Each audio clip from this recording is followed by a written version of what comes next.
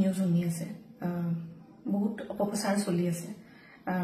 যি নিউজ বাজিছে তাৰ 10%ও সঁচা নহয় আৰু মই ইমান দিনে একো মাত মাতিব পৰা নাই কাৰণ ইমান হেৰেছমেণ্ট ইমান মেণ্টেল হেৰেছমেণ্ট যোনটো কেতিয়াও মই ভাবাই নাছিলো হ'ব বুলি সেইখিনি মই পাৰ কৰিব লগা হৈছে মেণ্টেলি প্ৰস্তুত নাছিলো কোনো ধৰণৰ কথা ক'বলৈ বা কিবা ষ্টেটমেণ্ট দিবলৈ সেইটো কাৰণে 7 দিন মই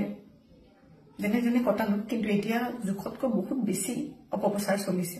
বহুত ধৰণে মোক সাঙুৰ খুৱাইছে বিভিন্ন ক্ষেত্ৰত ন্যায়ালয়ে মোক দুখী কৰা আগতে নিউজ মিডিয়াই মোক দুখী কৰি মোক এতিয়ালৈকে ফাঁচি দিছে মোক অলৰেডি মই দুখী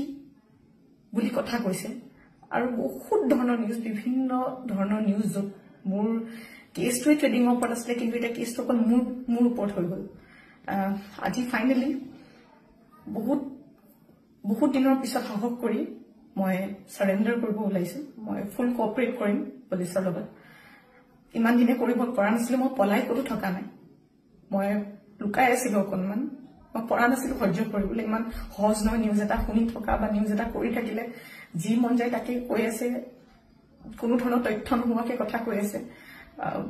মই ভাবিছিলো ইমানখিনি কেতিয়াও নিউজ মিডিয়াই নকৰে ইমান তথ্য নথকাকে ইমান নিউজ নবজায়